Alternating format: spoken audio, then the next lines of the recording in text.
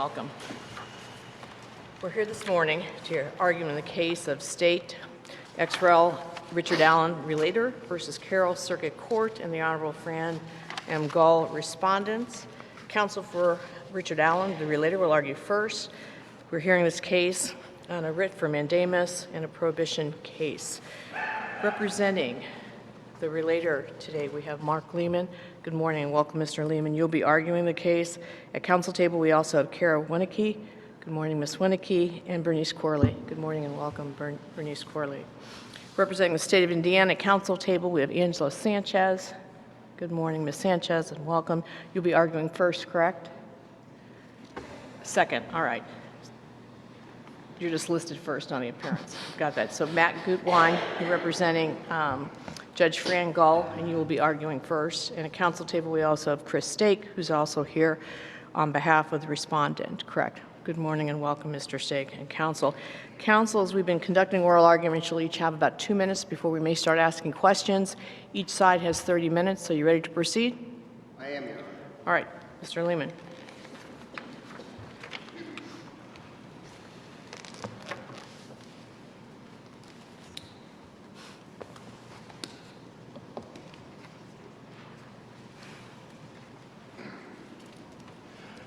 Good morning, Justices.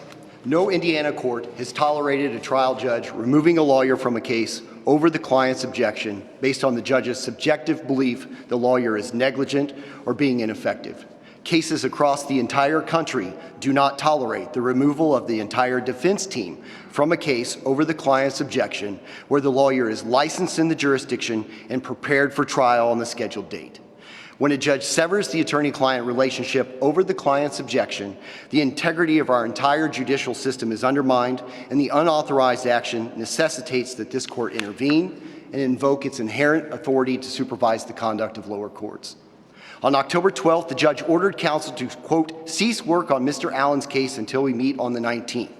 This was a period where intensive work was occurring in the case, where Mr. Allen and his lawyers were in the middle of tactical decisions and strategy review. This impied the right to counsel. When October 19th rolled around, the judge took clearly coercive action to sever the attorney-client relationship on her own motion. The judge was without jurisdiction to sever the entire defense team over the objection of Mr. Allen's wishes, and his licensed counsel, who both remain in active and good standing in our state. Without jurisdiction? Explain that. Why was the judge without jurisdiction? Judge, I think the judge here exceeded her jurisdiction when she refused to accept Rick Allen's wishes when she had an absolute duty to act upon them. And the judge crossed the barrier of neutrality and entered the realm of being an advocate. And when the defendant is saying, this is what I want, this is what I desire, that the judge is without jurisdiction and has an absolute duty to act upon the client's wishes under those circumstances. So isn't your argument more accurately phrased that she's under a duty to let them back into the case? It's not a question of court's jurisdiction being exceeded, is it?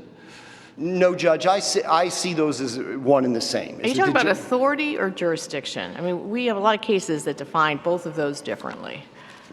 Judge, I think that under either construction, and I see this as the judge is without authority, or excuse me, the judge is under an absolute duty to act upon the wishes of the defendant under these circumstances. Okay, but you don't cite a lot in that. So when you talk about absolute duty, a court, we have cases that say courts can remove counsel for various reasons if they're not a member of bar, if there's a conflict that really is to the detriment of the client. So there's not an absolute duty to always leave counsel on, correct? There is some discretion the trial court judge has. There's an absolute duty to follow the client's wishes, and when a conflict of interest arises, the issue is whether the client fully understands that whether he's making a knowing and voluntary decision. And the absolute duty is found under the Sixth Amendment? Judge, I think the absolute duty could just be under this court's case law, but I think that in the aggregate, that the 3 violations of the Sixth Amendment provide this constitutes 3 situations where in their totality they clearly placed a limit on the judge. Is there a reason why you didn't file a state constitutional claim? I was sort of surprised by that under Article 1, Section 13. Judge, we didn't feel like we had the record to preserved that issue and developed a separate argument under the Indiana Constitution. But we're not arguing that this court isn't free to proceed under that analysis. We had basically 5 or 6 days under a situation where the judge wasn't even giving us a transcript to see exactly what took place within that You have a lot of concerns, but I've got a couple. You've got a lot of concerns, and you do a nice job laying those out in your brief. But there's a couple of things. You're asking the court to issue a ruling for a speedy trial. It appears Mr. Allen signed that with his attorneys in August, but they had never filed it. So, correct? Yes, I think when he signed it, they were outside of the 70-day, but the speedy trial was... But you acknowledge that you're asking us to grant something that wasn't requested at the trial level. Well, it wasn't requested at the trial level, Your Honor, because it wasn't necessary until October 31st when the judge removed them the third and kind of final time. So they sat on it they had it for 2 months and didn't file it. Your client signed it in August under the... Yes, Your Honor. They had it and did not file it. One, there wouldn't have been a reason to file it. They had it made. So the speedy trial was an intimate part of their strategy here, and they had developed strategy and tactics with Mr. Allen as to when specifically to file that. The request for the completion of discovery was granted by the judge. That deadline was submitted or ordered by the court to be November 1st. And then the tactic there would have been to file for a speedy trial right after that to lock in the trial date and to close down the evidence that the prosecutor can then introduce at that point. But, Your Honor, that request is because it's the relief that our client wants, and so we needed to present it to this court. Obviously, if this court reinstates attorneys Baldwin and Rosie and orders the judge off the case, that if we proceed forward with the trial, that they can refile that with a senior judge who would take over the case. But the relief that Mr. Allen wants is he wants attorneys Baldwin and Rosie on the case, and he wanted a speedy trial. And in order to show that that's an intimate part of the trial tactics and decisions that were going on was to present that to the court and make sure that this court had an opportunity to rule on it if it wanted to do so. Does your argument depend on our having found that the trial court's underlying findings of gross negligence and incompetence were wrong? No. Well, if she's right about those findings, why isn't the relief that she ordered appropriate? First, Justice Slaughter, she's not right about those findings. Second, there isn't a record to even substantiate those findings. But third, those issues don't involve... If there's not a record, maybe then the findings aren't proper. But if the findings are correct, why doesn't what she did follow from those findings? Because the client has the autonomy to choose the direction of his representation. And if he is aware that there may have been some sort of violation or the judge feels that there's a violation, he is allowed to waive that concern and to proceed forward with the lawyers that he has developed a relationship. Waive any, for example, she's concerned, at least as I understood the record, she's concerned that with these counsel proceeding on his behalf, if they go to trial, he may well have built-in reversible error because his counsel are ineffective, constitutionally ineffective. And if you're talking about a waiver of rights, are you suggesting that your client would waive whatever Strickland violation might occur were he to proceed to trial with these lawyers? Judge, that's almost essentially what happened with regards to the disclosure of the Westerman materials. He filed with the judge, says, I'm aware of that. I know what's happened. I'm ready to ride or die with these lawyers. I'm just asking you to tell us on the record whether that's something you're asserting on your client's behalf. If we grant the relief you want, there will be no Strickland claim that can be asserted because you're waiving it. I think on the if the judge was to build appropriate record, that can happen. The judge, that's what happens in all conflict of interest cases, and that's what happens under this court's case law. You bring the defendant into chambers, and you say, listen, in Lada, he's representing the wife, he's representing you, or excuse me, he's representing your husband, ma'am, and he's representing you. Do you fully understand that by proceeding forward, that could cause some problems for you? And he may not have fully disclosed those to you because his interests, his loyalties are divided. Well, if I hear what you're saying, you're invoking your client's right to counsel of choice, but you're disclaiming your client's right to competent counsel if and when he goes to trial. Disclaiming, no. You're waiving your client's willingness or right to invoke a Strickland argument on collateral review. The client can knowingly and voluntarily waive conflicts of interest, and he can waive certain issues for collateral review. Absolutely. But none of that happened here because the judge didn't hold a hearing. The judge didn't hold a hearing and say, listen, I feel like this pretrial publicity somehow a year ago is going to contaminate your trial. Counsel, we're not talking about waiving conflicts of interest. We're talking about waiving ineffectiveness. Yeah. None of these things that the judge is citing have anything to do with ineffectiveness of trial counsel at trial. Ineffectiveness is not coextensive with ethical violations. She found his representation was grossly negligent and incompetent. She said you're grossly negligent and incompetent. Lawyers, I don't know if it was about trial representation at all. And in the arguments that she advances in the brief regarding what she says is grossly negligent and incompetent have nothing to do with whether a fair trial is going to happen here. And if there was a hearing where these matters were discussed and fully vetted, that either the client could waive any Strickland issue as to those issues, or the issues would be proven that the judge there's no foundation for the concerns that she's had. Mr. Lehman, Yes, Judge. that's really what I'm struggling with. Our original jurisdiction is very limited. And so if we were to agree with you on the substantive arguments that you've made, why is it that the regular appellate process is wholly inadequate? Yeah. Justice Goff, interlocutory review and direct review are impossible and don't get us anywhere near the relief that my client's entitled to. My client was entitled to a jury trial today. My client's entitled to a jury trial with effective lawyers that he spent a year and 3 months developing a well thought out strategy of third-party guilt and a speedy trial to catch that prosecutor on their back foot. And it was blown out of the water from a judge who exceeded her authority. And so we would have began that interlocutory review process by putting a motion in front of the judge, asking her to certify an order that we weren't even sure what her order was, because she wouldn't give us the transcript until we came to this court and insisted that she get it to us so we could figure out what the scope of what happened was. So she would have had 30 days to rule on that interlocutory request. Meanwhile, Ms. Winicky and I got this entire case briefed on an original action to this court in less than 30 days with amicus filings on all parties, and that was even with the judge asking for an extension of time. This gentleman had attorneys Baldwin and Rosie, who he'd been working with for over a year to develop and get ready to catch that prosecutor on their back foot with a well-developed third-party guilt strategy that was to be going now. Mr. Lehman, we would have a full record if they hadn't agreed to withdraw, correct? It would have gone to hearing? I don't think they would have had a full record even then, Judge. The judge was saying that there was a coercive action of the judge. I'm going to go out there and I'm going to say these things, and Mr. Rosie presses at her. Well, what's that proceeding going to be? And the culmination of it that the judge says, the culmination is you're removed.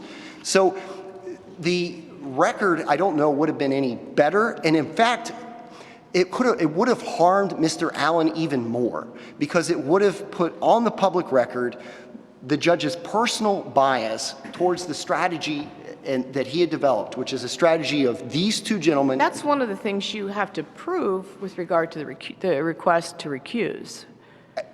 Well, we believe, Your Because you're Honor, saying there's not enough for this, but there is enough for that. There's not enough information with regard to the negligence and incompetence, but there is enough with regard to personal bias. Correct, Your Honor.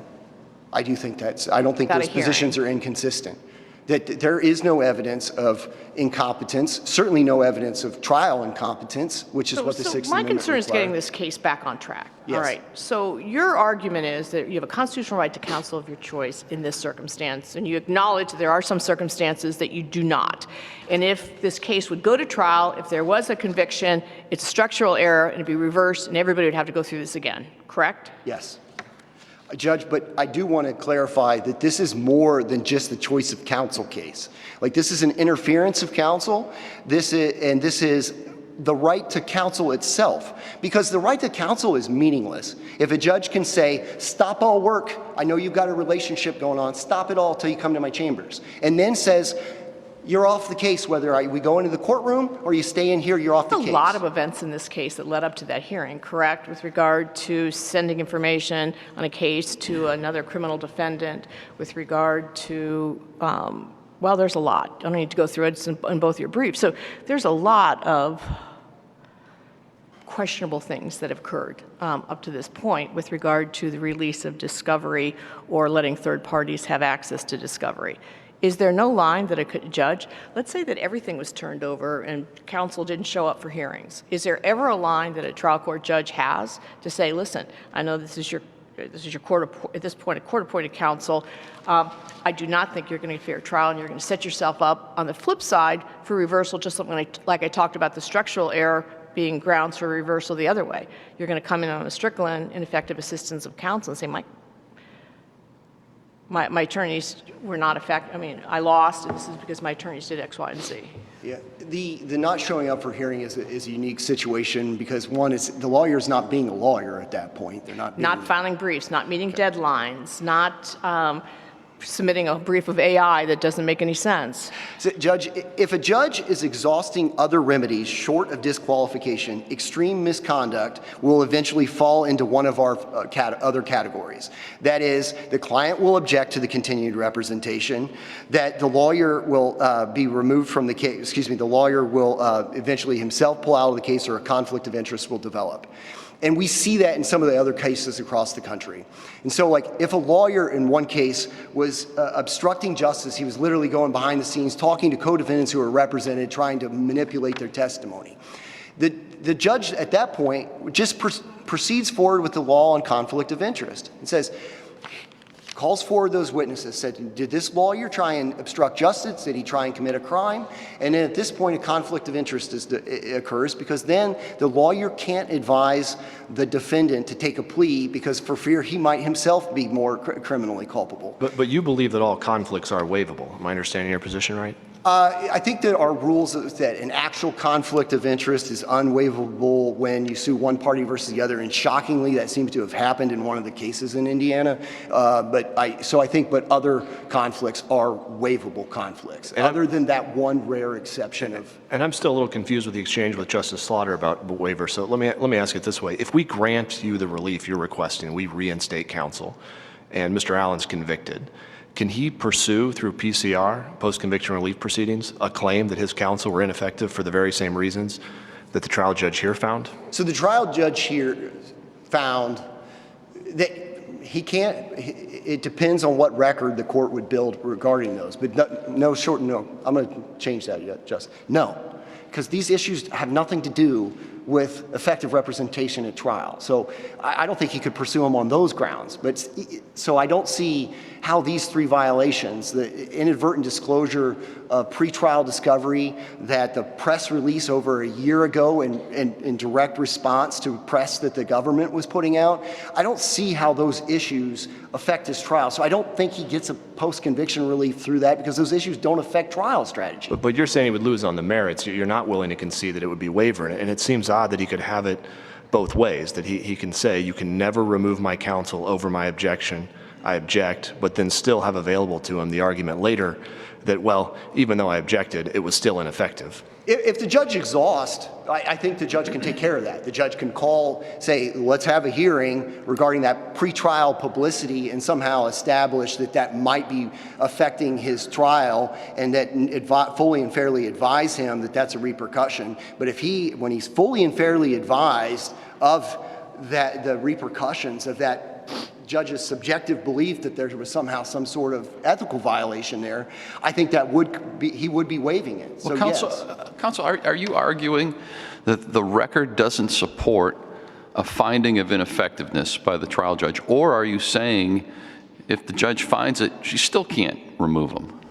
Both. This record does not support ineffective assistance to counsel. But even if it did? No, sorry.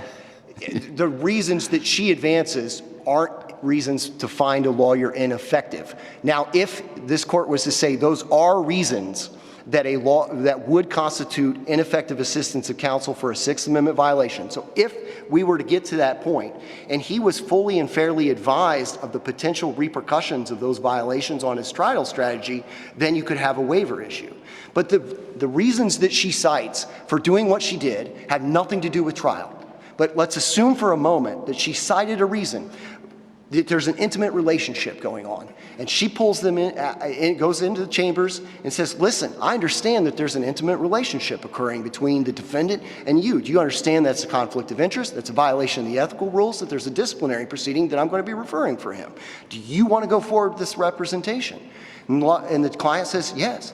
I think you've got a waiver of ineffective assistance of counsel on those grounds, but I don't think that the judge is absolutely precluded from injecting herself and saying, well, that, in that case, it would be a conflict of interest. So we're struggling to find a situation where there's an ethical violation that affects the outcome of trial, where there's a situation where the defendant says, I want to go forward, I've been fully and fairly advised of it, and the judge somehow has a role, absent a conflict of interest, injecting herself into that. And I do think that you can waive an ineffective assistance of counsel claim.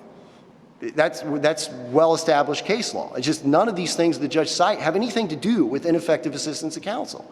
These are purported ethical violations, and not every ethical violation necessarily, even if it was established, has anything to do with trial strategy and whether a defendant receives a fair trial. And these are examples. These are good examples of that.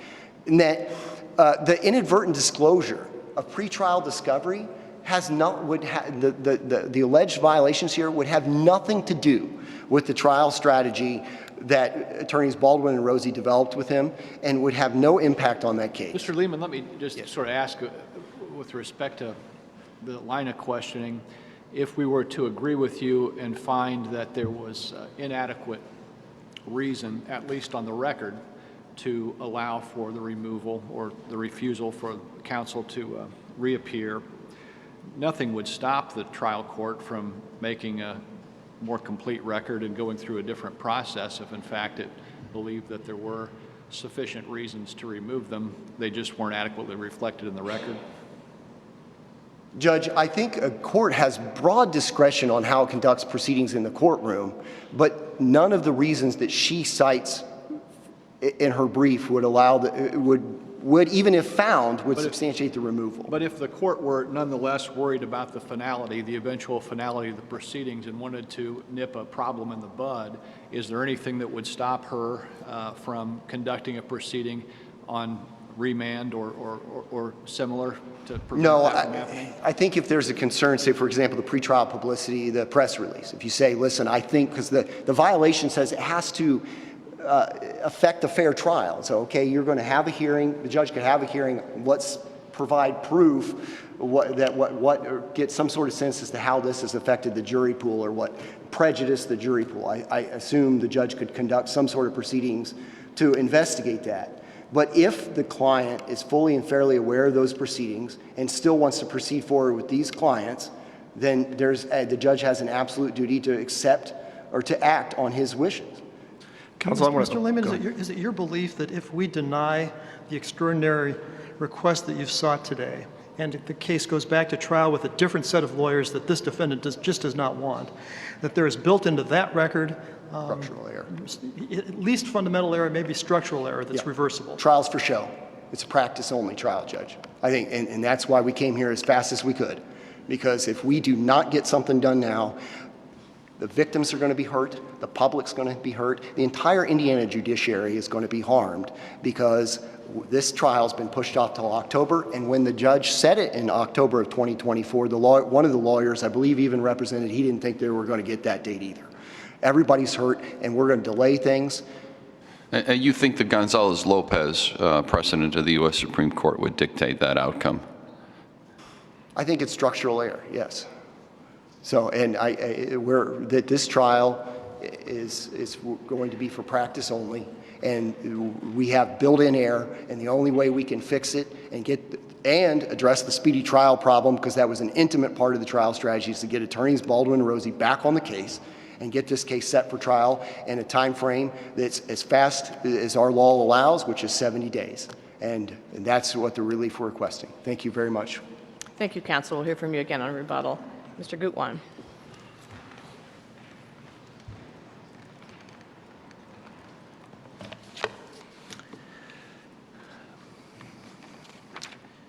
Chief Justice Rush, and may it please the court, I am Matthew Gutwein, representing respondent, the Honorable Francis Gull. This court should deny the petition for 3 reasons. First, the trial court's decision to remove Mr. Allen's counsel was an exercise of discretion, and this court has uniformly held that a writ of mandamus will not lie in matters that rest with the trial court's discretion.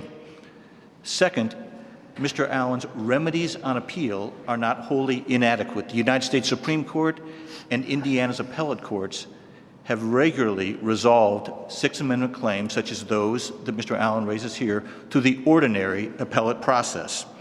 And third, on the merits, in removing Mr. Allen's counsel, the trial court did not abuse the court's discretion.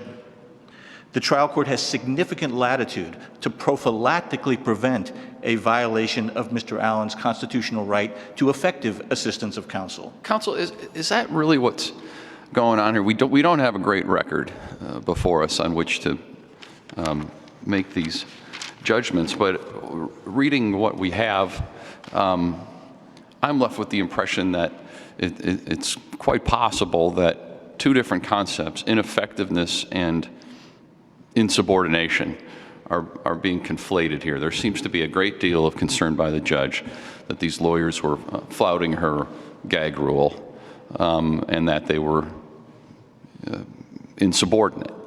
But where's the evidence in the record that they are constitutionally ineffective? I mean, the order seems couched in that language that we're trying to protect the defendant from his own lawyers, but it's hard to look at this record and not get the impression that perhaps rightfully so the judge was exasperated with their conduct. But these are two different things, aren't they? Insubordination and ineffectiveness. Under the United States Supreme Court decision in Wheat, the trial court, in exercising her discretion to remove counsel, does not need to find constitutionally defective counsel. It does not need to require ineffective counsel. Rather, as in Wheat, there just needs to be the possibility of ineffective assistance of counsel. But I'm really struggling with that. I'm, butting that up against the Sixth Amendment constitutional right to counsel, and particularly when they filed the second petition of filing as private counsel of their choice, that's structural error. And I agree, it is. Okay, you can shake your head, but I'm reading the Justice Scalia and taking him for his word on what that is. And how do we get this case back on? So we have that hearing. You have issues with regard to, well, you gave a press release. Well, the gag order was after the press release. You've got, well, we don't like, what you filed in, I think it was in June, with regard to conditions in prison. Well, most of those were wrong, but that means some of them were right. We have in the record now, because we can take notice, there's a new motion to transfer Mr. Allen filed by his current attorneys. So we don't have a hearing, we don't have findings. You've got a constitutional right to counsel. And he's choosing this counsel. You have a constitutional right to say, I don't want an attorney, correct? Under Wheat as well as Lotta, this court's precedent, he does have a constitutional right to select counsel, but that constitutional right is highly limited, and that right may be outweighed by any number of interests.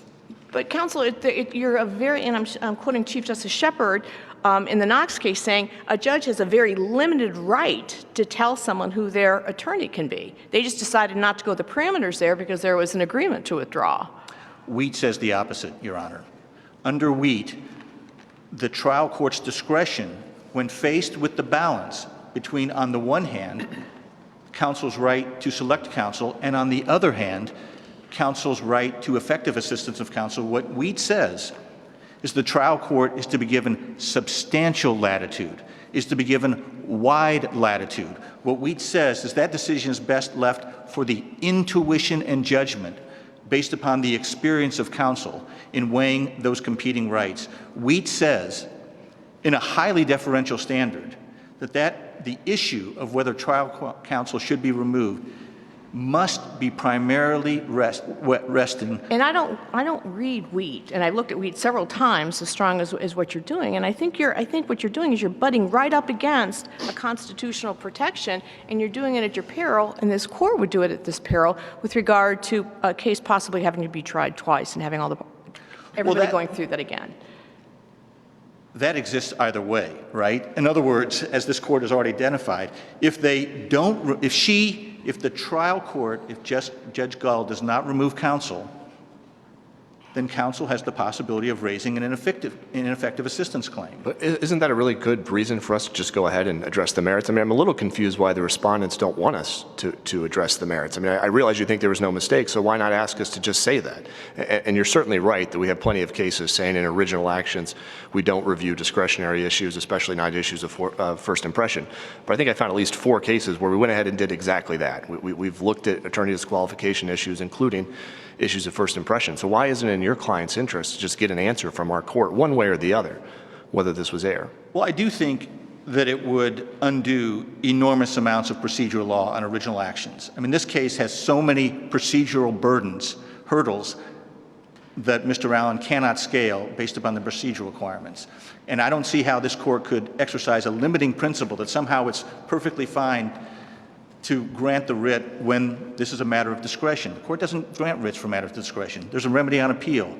The court doesn't grant writs for remedies on appeal. They never specifically even ask for this relief in the trial court. The court doesn't grant writs. So I think you would be doing structural damage to your original action jurisprudence and frankly then open up the floodgates, because these kinds of pretrial claims of constitutional violation are extremely normal. They are extremely rare. And if this court wants to get in the business of addressing the merits every time a criminal defendant raises a pretrial constitutional violation, you will be flooded with these kinds of actions. So Well, your tell us why you solution, think that Mr. Lehman's argument that no meaningful appellate right exists is just wrong from your perspective. Well, that is absolutely wrong. And Hannah reflects that. Hannah is an interlocutory appeal on a claim for a violation of the right to select counsel. And on that interlocutory appeal, the Indiana Court of Appeals found there to be a violation and restored counsel. There can't be any serious question that these kinds of claims for Sixth Amendment violations of the right to select counsel are resolved on the ordinary appeal process. In fact, every single United States Supreme Court case to address the issue of the right to select counsel made it to the United States Supreme Court through the ordinary appellate process. And the Supreme Court had never so much as even hinted that the relief on appeal is somehow inadequate for a Sixth Amendment And just so violation. I'm clear, what you're talking about in the ordinary course would be a final judgment. He goes to trial with different counsel, he's convicted, and then you go up and appeal in the ordinary course? No, not necessarily. I mean, here there are interlocutory appeals, there are emergency interlocutory appeals, there are appeals after final judgment, there's appeals on PCR. And we have examples of all those cases. The absolute fact is that the ordinary appellate process offers a wide array of avenues for Mr. Allen to seek relief for his constitutional violation, and he has availed himself of none of those avenues. What about our 1982 precedent? So State versus Tippecanoe County. The shoe was on the other foot. It was the prosecutor's office that was disqualified, and the prosecutor sought a writ in our court. Now, we denied the writ, but we said that it was an issue of first impression. We reached the merits, and we gave the state the answer that it wanted through an original action. Let me answer that in 2 ways. First of all, you've already identified this court denied the writ in that case. And second, there is no discretion for a prosecutor who has a conflict to prosecute a case. And in that case, the trial court had no discretion, had an absolute obligation to remove a prosecutor who has a conflict. That is not the case here. Under the United States Supreme Court's jurisprudence in Wheat, the decision to remove counsel based upon the possibility, based upon the potential for there to be... but it has to be done, there's a way that you do it, and it does not appear this was done the proper way. You're supposed to have a hearing. The court did it sua sponte, which means on their own motion. There was a hearing in chambers. So did she exceed her authority by the manner that she presented them back in chambers, saying, you're either out or I'm going to publicly out you? Well, there's certainly no U.S. Supreme Court case law or Indiana case law that says there has to be a certain amount of procedure. So there's no process involved at all for taking a judge, no hearing, no, I have the suspicion that this is going on, I think you're incompetent, and you're out. Well, the trial judge was prepared to have a hearing here. A hearing was scheduled. Counsel had notice of a hearing. The prosecutor was there ready to present witnesses. And the counsel in this case made their own strategic decision to withdraw rather than go out in open court and have a hearing. And that was their choice. And they made that choice, I'm sure. Having read the transcript, was it a full and free choice? Well, These are very experienced lawyers. These are highly competent lawyers in other contexts. And they had notice that the judge was considering disqualifying them. They had notice on October 10th when the judge told them that she was considering disqualifying them. They were leaning in that direction. And between October 10th and October 19th, an awfully lot of lawyering occurred. On the 11th, Mr. Rosie got together with their client and drafted a letter. On the 12th, Mr. Rosie filed a highly detailed letter with the court offering his defense and asking not to be disqualified. Sometime before the 19th, Mr. Baldwin hired outside counsel. On the 19th, outside counsel filed a brief. They had oral argument. There were 9 days of an awfully lot of lawyering that occurred in that period. And at the end of that, what both counsel elected to do was state their intent to withdraw. And Mr. Rosie said, I've got a life outside of this case. I've got a life outside of this courtroom. I have a family. I have a law practice, and I'm going to withdraw. And that is his choice. That is his decision to do that. But if they had wanted, they could have filed for a continuance. They didn't do that. They could have gone out and had a hearing and presented evidence. They didn't do that either. Would any of those actions have been non-futile? I mean, I thought the judge made clear that her mind was made up. She had prepared a script. She'd already made the decision. If they wanted a hearing, they could get it, but there was no opportunity to persuade her. Did I misunderstand? We'll never know, right? Because there wasn't a hearing, because counsel elected to withdraw. You do know because she said then at the hearing on the 31st, what's changed? So, which means... Well, we won't know what would have that. happened at a hearing that never happened, but you're right. I mean, I certainly acknowledge that she probably wouldn't have changed her mind. Counsel, I appreciate you looking out for our original action jurisprudence and our potential future caseload, but as long as we're here, what can you tell me, what can you point to in the record that supports a finding that these lawyers were ineffective to the point where they needed to be removed to protect the rights of Mr. Allen? Again, under Wheat, there doesn't have to be a finding that they were actually ineffective. What there has to be a finding of, and this is under Wheat, that there is the potential to be ineffective. And here, it is not within the norms of the profession to negligently and repeatedly allow the unauthorized disclosure of highly confidential material Can you help me understand how that hurt Mr. Allen's defense? Well, believe Mr. Rosie. Mr. Rosie himself said the likelihood of public backlash is significant, and this leak serves no legitimate public purpose. The reality here, as we all know, is that we already have a polluted jury pool because of the inordinate pretrial publicity that this case has garnered. And the further disclosure of highly confidential inflammatory material further pollutes that jury pool, making it that much greater to have a fair trial for Mr. Allen. And the trial court is rightly and appropriately able to exercise under Wheat, and I quote, intuition and judgment based upon experience, to find that if counsel is capable in the pretrial stages of making this many mistakes, what manner and magnitude during trial is counsel capable of making? I keep getting back to it, and I understand what you're saying, but I keep getting back to, if a criminal defendant has a constitutional right to say, I'm going to be my own attorney, well, that's fraught with more than just what we're talking about here. He wants these attorneys. And so we're spinning and spinning and spinning on this, saying delay and this, but he wants these attorneys. There's not been these findings with regard to incompetence. There's a lot of words out there, but let him have his attorney. Get this case back. Let him have his attorneys. He wants to privately hire them. I'm really struggling with why he can't make that decision that that's in his best interest and get this case moving again. Let me answer that in two ways, Your Honor. First, again, in Wheat, the accused in Wheat, Mr. Wheat, knowingly and intelligently waived the conflict in that case. And there was only a potential conflict. Wheat waived that conflict. It was a major conspiracy with lots of different people playing, in the Wheat case. I don't see Wheat as tucked as neatly as you find Wheat. So go outside Wheat and give me something else. Well, but again, Wheat himself claimed that this conflict was highly remote, highly unlikely to occur. Very small chance that the conflict will ever occur. And he waived the conflict, and yet the trial court found, based upon the court's intuition and judgment, based on But where can you point to me saying, with regard to saying somebody is incompetent or negligent, that's like, we have a string of cases. So these conflict cases have come up before with disqualification. Where are we on this?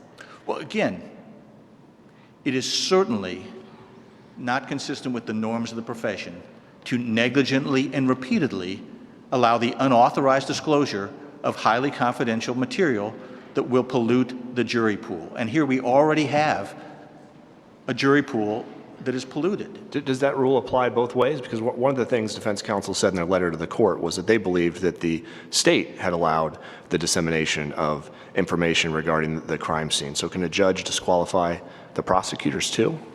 Well, again, the judge certainly could disqualify the prosecutor. We don't have any evidence in the record. We have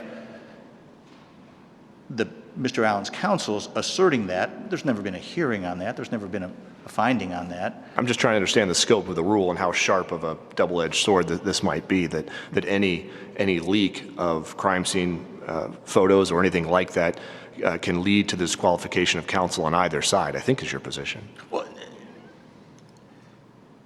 Your Honor, our position is under U.S. Supreme Court precedent as well as this state's precedent, this court's precedent, the trial court is vested with discretion. And even Wheat said that faced with the same facts, one court might find disqualification appropriate, another court might find it not appropriate. But because two courts could reach exact opposite decisions in matters that rest with discretion, doesn't make one right and one wrong. So I'm not suggesting, nor is Judge Gull suggesting, that there's an absolute rule here that every time there's an unauthorized disclosure, that gets into the discretion of the trial court. You would agree the practical effect of the position you're advocating today will cause the significant delays in this case going to trial? Yes, I agree with that. Does that have to be a factor in the consideration when exercising discretion? It doesn't have to be a factor. It certainly can be a factor, right? The trial court, in exercising its discretion, is allowed to consider the totality of circumstances. And again, Wheat went out of its way to say this decision can be based upon intuition and judgment, based upon experience, which requires less detailed findings, and it's a highly deferential standard. Mr. Gutwein, I guess more to the issue before us, when we're deciding whether or not the regular appellate process is wholly inadequate, how should we weigh the delay, especially when it's been asserted that Mr. Allen wants to exercise his speedy trial right?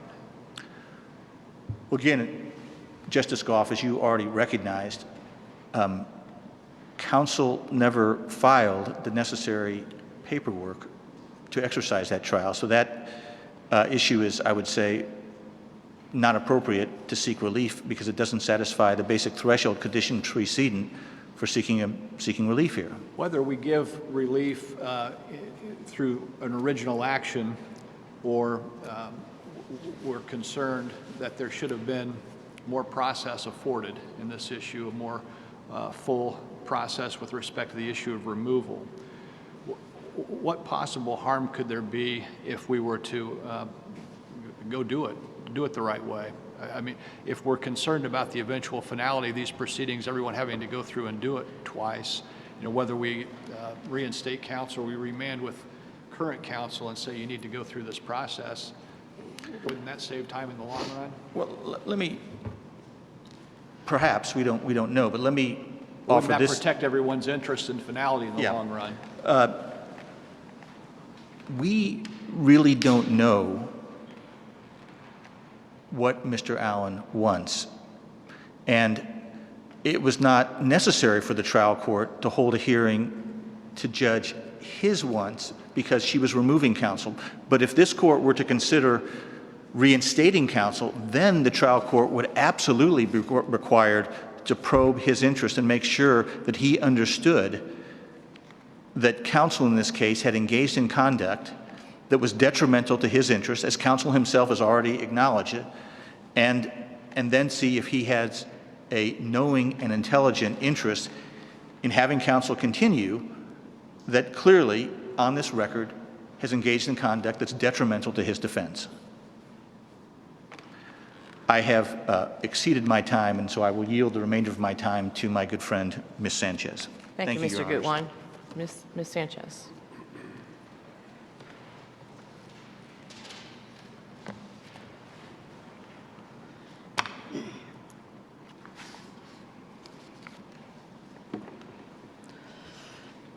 May it please the court. There's nothing clear or absolute about this case, the record, the proceedings that led us here today, the legal issues before the court, or the nature of the rights that Mr. Allen's counsel today seeks to vindicate. There are means through the trial court and the appellate process to untangle complicated questions. This court has repeatedly stated that those are the methods that are far more well suited to such complex issues. The appellate process, for example, would allow a full record in the criminal case, which we do not have here. It would make the parties to the underlying action the actual parties in this case, unlike here where the Attorney General's office is in the nature of something like an amicus, wherein the party of interest is the court, forced to act as advocate in defense of itself. What would be the harm if because of the necessary delays in backing up and going back through again, reinstating counsel, and if the judge is correct, then that will weed itself out and there'll be a hearing and it'll be done a proper way in the trial court and then come back up? The state shares the concerns, most especially the Attorney General's office, given our role in original actions, about this court's caseload and the increased use of that. But putting that aside, as Justice Bassett suggested, there are other concerns here. In this specific case, we agree that if any form of relief were to be given that included putting these attorneys back on, it would absolutely be necessary that further proceedings were had. On October 19th, when the judge warned the counsel of her intentions and her concerns, they chose to withdraw to avoid a hearing at which the state was prepared to present evidence that may well have been about an active investigation, evidence that may well be relevant to a full understanding of the conduct that is of concern to the judge. Of course, the summary proceedings in chambers don't allow full challenge, full understanding and elucidation of the concerns. So a complete assessment of what is at issue here and the risks. The risk not only to Mr. Allen's representation at trial and his interests, but the entire risk to the process. Trial courts are not just tasked with protecting the defendant's right to effective counsel. They're tasked with protecting the entire proceedings and the fairness of the proceedings for everyone involved, for the integrity of the entire system, for the reliability of the truth-seeking function, and for the fact that everyone will believe. Do you agree that with, under U.S. Supreme Court precedents, Gonzalez, if there's this mistake made at the front of this case with regard to a defendant's constitutional right to counsel of his choice, that you can go through this entire process and have to do it again if there's a conviction? Their state is concerned that if you look at what happened on the October 31st, and that is a very ambiguous series of events there, if someone were to conclude that what happened there was in fact Mr. Allen, it's a personal right to choose your counsel, he was in fact exercising it, and that it was wrongfully denied to him, that would be structural error. It is a concern for the state that if those things were to be the way that record was. Now, what's happening that day is itself another unclear and ambiguous thing. Counsel comes and files these appearances. On the face of them, they both purport to be pro bono, but also reassert the resistance to the rejection of the prior waiver and the desire to be reinstated as public defenders, a contingent willingness to be pro bono counsel. Of course, the only knowledge we have of Mr. Allen is, or what he wants, what he knows, what he understands is, of course, secondhand. The choice of counsel is a unique aspect of the Sixth Amendment right. It's completely separate from the right to assistance of counsel, the effective representation, which protects the fair trial right. The choice is about your autonomy and independence. It's a personal exercise. And we need to know that Mr. Allen is, in fact, the person who was making that choice, that he was, in fact, competent to make it. There's been many consistent allegations about his mental state throughout the case. And then, of course, that he has the information he needs to make that as a knowing and intelligent exercise of a constitutional right under the circumstances, including the concerns about his counsel, the other options that he has available to him that he's choosing against, and so on. So, of course, none of that happened in this case. Should we at least start with a presumption in favor of the continuity of counsel? There is presumption, highly The significant, default rule, weighted. something like it? At the end, the desire of a defendant, the state agrees, to either retain his counsel that he's had is a factor a court has to consider and give weight to amongst all of the considerations at play when deciding how to balance all of the concerns for a fair trial, for his representation, to all of the other issues of efficient. And then are you aware of any Indiana cases where attorneys have been disqualified on grounds similar to this? No, Your Honor. In fact, there's a wide variety of cases around the country for various conduct that could be contumacious, violation of court orders, behavior during court proceedings, or ethical violations. The trick here is that we find few cases that involve multiple different types of allegations, which appear to be what the trial court is raising, a pattern of behavior. But again, it's not fully explained because of the abbreviated proceedings below. I think it's reasonable when looking at, if that is in fact what the judge means, I think it would be reasonable for a trial court to have concerns greater about the prospective performance of counsel and the effect of their performance on the proceedings looking forward if what the court was recognizing was a pattern of conduct that violated the rules, that tried the case in public, that did not follow court orders, et cetera, et cetera, et cetera. Where any one of those incidents in itself might not be But there's sufficient. no other case out there where a judge sua sponte on her own motion disqualified based on her belief in incompetency and gross negligence.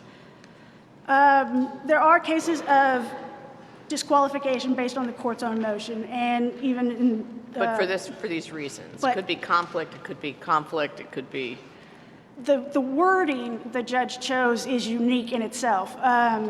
Another point that would help with the larger record to explain exactly what the judge means, because of course we presume, we're inferring from that choice of words and the particular things cited by the judge what she meant by analogy to the use of ethical rules, the ineffective assistance with counsel cases, and so forth. But it's not the typical language. Just so I'm in these clear, cases. you've acknowledged the risk of structural reversible error if this defendant proceeds to trial with the new counsel that are now representing him. Despite that, the state's going to double down and say no relief today. Is that right?